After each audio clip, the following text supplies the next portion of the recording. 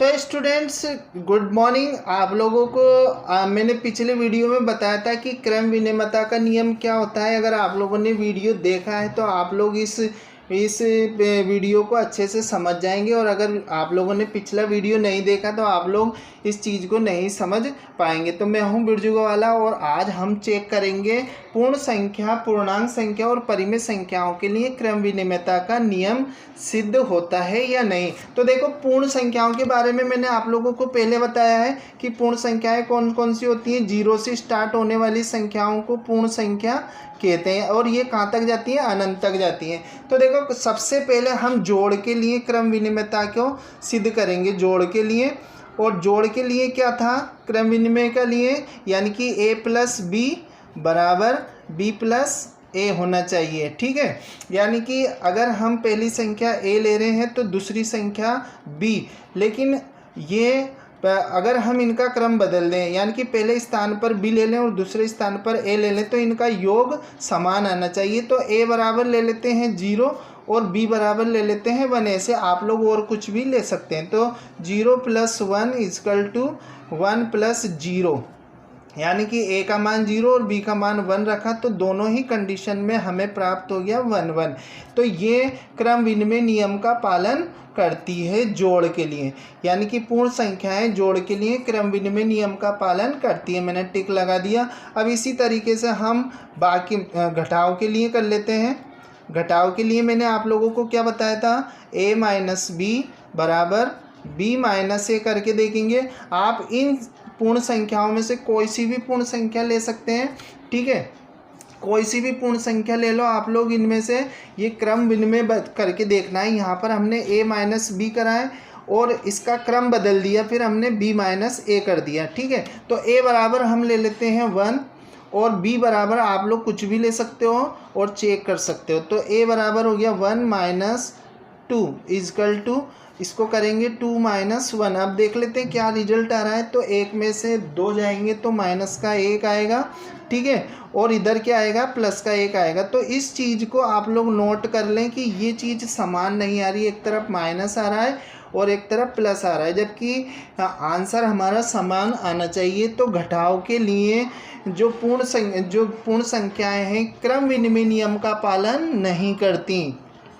घटाव के लिए, है ना, क्रम विनिमयता का नियम भी हम चारों संक्रियाओं पर ही चेक करेंगे। जोड़ पर, बाकी पर, गुणा पर और भाग पर। अब इसी तरीके से हम तीसरा ले लेते हैं गुणा के लिए। गुणा के लिए ये क्रम विनिमय का पालन करती है या नहीं करती? तो गुणा क्या हो गया? गुणा हो गया a को b से गुणा करें तो a को b से गुणा करें या b को a से गुणा करें। क्रम बदल दिया, a × b, b × a हो गया। यहाँ पर क्रम बदल दिया, पहले की जगह दूसरा, दूसरे की जगह पहले आ गया। तो यहाँ पर देखें आप लोग, तो a बराबर अगर हम 2 लें और b बराबर 3 लें तो क्या आता है? यहाँ पर 2 × 3 बराबर 3 × 2। देखो, b को पहले लिख दिया और a को बाद में लिखा है। ठीक है, तो ये क्या आंसर आ रहा है? 6 बराबर 6। तो इस तरीके से यह दोनों आंसर बराबर आ गए। तो दोनों आंसर बराबर आ रहे हैं, तो इसका मतलब है कि जो पूर्ण संख्याएं हैं गुणा के लिए क्रम विनिमय नियम का पालन करती हैं। तो ये भी क्रम विनिमय नियम का पालन करती हैं, यानी क्रम बदलने पर इनके आंसर पर कोई फर्क नहीं पड़ता। तो अब ले लेते हैं चौथी संख्या, भाग। चौथी संक्रिया है भाग, यानी a/b बराबर b/a करें अगर हम, तो यहाँ पर ले लेते हैं a बराबर, इनमें से ही लेना है आप लोगों को संख्याएं। इस चीज़ का विशेष ध्यान रखना है, क्योंकि हम पूर्ण संख्याओं के लिए क्रम विनिमयता का नियम की जांच कर रहे हैं। तो हमें संख्याएं भी इनमें से ही लेनी है ना। आप बड़ी संख्या वो ले सकते हो प्लस में 0 के दाईं ओर वाली। तो a बराबर अगर हम 3 लें और b बराबर 6 लें तो क्या आंसर आएगा? देखो, a का मान रखा 3 और b का रखा हमने 6, बराबर b का रखा हमने 6 और a का रखा 3। तो देखो यहाँ क्या हो गया? 3 × 3 और 3 दूनी 6, 3 दूनी 6 और 3 × 3। तो हमारे पास जो रिजल्ट आया है वो आया 1/2 बराबर 2/1। तो यहाँ पर हमने जब ए और बी का क्रम चेंज करा तो यहाँ पर हमें रिजल्ट अलग अलग प्राप्त हो रहा है, यानी कि अलग अलग आ रहा है। तो इसका मतलब ये होगा कि जो पूर्ण संख्याएं होती हैं क्रम विनिमय नियम का पालन नहीं करती भाग के लिए। तो ये चारों चीज़ों को आप लोग सत्यापित कर सकते हैं, बहुत आसान तरीके से मैंने आप लोगों को बताया है। अब देख लेते हैं पूर्णांक के लिए। तो स्टूडेंट्स अब यहाँ पर हम पूर्णांकों के लिए, ये दूसरा टॉपिक हो गया। पहले हमने पूर्ण संख्याओं के लिए क्रम विनिमयता की जांच करी और अब कर रहे हैं हम पूर्णांक के लिए क्रम विनिमयता की जांच। तो पूर्णांक क्या होते हैं? पूर्णांक प्लस और माइनस वाली संख्याएं होती हैं जो जीरो से के दाईं तरफ और जीरो के बाईं तरफ दोनों चलती हैं। तो इसके लिए हम जांच करेंगे कि ये जो पूर्णांक संख्या है क्रम विनिमय का पालन करती हैं या नहीं, यानी कि जोड़ बाकी गुणा भाग में अगर दो संख्याओं का क्रम बदल दिया जाए तो समान आंसर देती हैं या नहीं। तो यहाँ पर हमने जोड़ के लिए ले लिया a + b बराबर b + a। तो a बराबर अगर हम लें जोड़ के लिए -3 और b बराबर लें अगर 2, तो देखा आंसर सही आता है नहीं आता। तो a बराबर -3 + 2 बराबर b क्या है 2 - 3। तो ये हो गया आंसर कितना आ जाएगा, 3 में से +2 माइनस होंगे तो -1 और इधर हो जाएगा -1, यानी कि दोनों कंडीशन में जो आंसर आ रहा है वो समान आ रहा है। तो पूर्णांक संख्याएं जोड़ के लिए क्रम विनिमयता के नियम का पालन करती हैं। अब घटाव के लिए ले लेते हैं हम।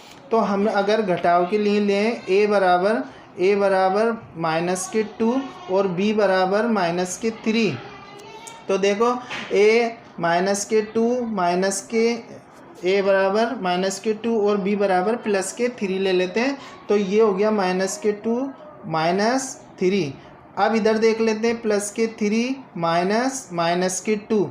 इनको जब हम घटाएंगे तो आंसर कितना आ रहा है, देखो -5 हो गई है। और ये इसको जब हम खोलेंगे ब्रैकेट को तो ये प्लस में चेंज हो जाएगा, तो 3 + 2 हो जाएगा, माइनस और माइनस गुणा होके प्लस हो जाते हैं। तो ये हो गया -5 बराबर +5। तो यहाँ पर आप लोग देख रहे हैं कि आंसर चेंज हो गया, माइनस और प्लस आंसर आ रहा है। तो ये घटाव के लिए जो पूर्णांक संख्या है वो घटाव के लिए क्रम विनिमयता का पालन नहीं करती। अब गुणा के लिए देख लेते हैं। गुणा के लिए हम ले लेते हैं, इन्हीं संख्याओं में से संख्या लेनी है आप लोगों को, ठीक है। तो a बराबर हमने ले लिया 0, ठीक है, a बराबर ले लिया 0 और b बराबर ले लिया -2 ले लो। तो a बराबर क्या हो गया 0 × 2 बराबर b बराबर क्या हो गया 2 × a का मान 0, तो 0 को 2 से गुणा करेंगे तो 0 बराबर 2 को 0 से करेंगे तो भी 0। तो गुणा के लिए दोनों आंसर सेम आ रहे हैं। तो इसका मतलब है कि जो पूर्णांक संख्या है गुणा के लिए क्रम विनिमय क्रम को बदल दें तो भी इसके आंसर पर कोई फ़र्क नहीं पड़ता और इस नियम का पालन करती है। अब भाग के लिए देखें अगर हम, तो माइनस यहाँ पर ले लेते हैं माइनस के a बराबर तो ले लिया हमने -3 और b बराबर ले लेते हैं +2 ले लेते हैं हम। तो a/b करेंगे जब हम, तो a क्या हो गया -3 और b क्या हो गया 2। तो ये क्या हो जाएगा, इधर b/a करेंगे, है ना, तो b/a करेंगे। तो ये आंसर यहाँ पर सही नहीं आ रहा था, है ना। तो ये घटाव के लिए क्रम विनिमय का पालन नहीं करता। अब b/a करेंगे तो 2/-3। अब इस कंडीशन में आप लोग देख सकते हो कि अगर हम -3 में 2 का भाग देंगे तो अलग आंसर आएगा और 2 में 3 का भाग देंगे तो अलग आंसर आएगा, यानी कि ये दोनों संख्याएं बराबर नहीं है। तो जो पूर्णांक संख्याएं हैं वो भाग के लिए क्रम विनिमय का नियम का पालन नहीं करती। तो ये चीज़ आप लोगों के लिए समझाने की थी, बहुत इम्पोर्टेंट चीज़ है। अब आखिरी जो बचा है वो हमारे लिए बचा है परिमेय संख्याएं। परिमेय संख्याओं पर भी हम क्रम विनिमय नियम लागू करके देखेंगे। तो स्टूडेंट्स यहाँ हम देखने वाले हैं कि परिमेय संख्याएं क्रम विनिमयता के नियम का पालन करती हैं या नहीं। तो परिमेय संख्याओं के बारे में ऑलरेडी मैंने बता दिया है कि ये p/q के रूप में लिखी जाती हैं और 1/2 माइनस 1/3 2/5 7/6। इस तरीके से अगर संख्याएं लिखी जाती हैं तो वो परिमेय संख्याएं होती हैं और q जो नीचे वाली संख्या है उसका मान 0 नहीं होना चाहिए। तो हम चारों संक्रियाओं पर परिमेय संख्याओं को देखेंगे कि अप्लाई करके देखेंगे कि इनमें क्रम विनिमेयता का नियम का पालन होता है या नहीं होता है, यानी क्रम बदलने पर आंसर सेम आता है या नहीं आता है। तो जोड़ के लिए देख लेते हैं। जोड़ के लिए a + b = b+ है, तो a = 1/2 और b = 1/4 लिया है, तो 1/2 + 1/4 कर देते हैं और इधर 1/4 + 1/2 कर देते हैं। तो यहाँ पर आ गया 4 और ये हो गया 2 + 1 बराबर, यहाँ पर भी हम 4 कर देते हैं, लघुत्तम ले लिया हमने। तो 1 + 2 यानी कि दोनों ही कंडीशन में आंसर आ रहा है 3/4। तो इसका मतलब ये है कि जो परिमेय संख्याएं जोड़ के लिए क्रम विनिमय नियम का पालन करती हैं। अब घटाव के लिए देख लेते हैं। घटाव के लिए a - b को b - a करेंगे। क्रम बदल दिया हमने, a = 1/2 b = 1/4 लेते, 1/2 - 1/4 बराबर 1/4 माइनस 1/2 करेंगे। तो यहाँ पर देखो आपको आंसर समान नहीं मिलने वाला, ठीक है। तो यहाँ पर हम क्या हो रहे हैं, 4 लघुत्तम ले लेते हैं, तो 2 - 1 हो गया, जिसका आंसर कितना आएगा 1/4 आएगा। इसको जब हम हल करेंगे तो ये हो गया 4, तो 1 - 2 यानी कि माइनस के 1/4। ये प्लस माइनस में आ रहा है और ये प्लस में आ रहा है, तो ये सेम आंसर नहीं है। तो ठीक है, तो जो परिमेय संख्याएं होती हैं जोड़ के लिए तो क्रम विनिमयता के नियम का पालन करती हैं, लेकिन घटाव के लिए क्रम विनिमयता के नियम का पालन नहीं करती, यानी कि क्रम को नहीं बदला जा सकता। अब गुणा के लिए देख लेते हैं। गुणा के लिए a × b करें और b × a करें तो क्या हो सकता है कि बराबर आएंगे। तो देख लेते हैं, a = 1/3 b = 2/3 लिया है, तो a बराबर क्या है 1/3 × b = 2/3 बराबर 2/3 × 1/3, तो 2/9 बराबर 2/9। तो देखो यहाँ पर कंडीशन क्रम बदलने पर यहाँ पर गुणा में कोई फर्क नहीं पड़ा, तो जो परिमेय संख्या है वो क्रम विनिमयता के नियम का पालन करती हैं। अब भाग के लिए देखना है हमें, तो a का मान है 2/5 और b का मान कितना है, b का मान है 1/3। तो देख लेते हैं a/b कर रहे हैं हम, तो ये हो गया 2/5 × 3/1, तो ये आंसर कितना आएगा 3 दूनी 6/5। अब b/a करके देख लेते हैं, तो b/a कितना हो गया 1/3 / 2/5, तो 1/3 × 5/2, तो ये हो गया 5 × 5 और 3 दूनी 6 यानी कि 5/6। देखो यहाँ पर आप लोग स्पष्ट देख रहे होंगे कि आंसर सेम नहीं आ रहा है ना। तो इसका मतलब ये है कि जो परिमेय संख्या है वो भाग के लिए क्रम विनिमयता के नियम का पालन नहीं करती। तो इस तरीके से मैंने आज आप लोगों को बहुत ही अच्छी तरीके से समझाया है कि जो क्रम विनिमयता का नियम है वो किस तरीके से आप लोग अप्लाई करोगे आगे।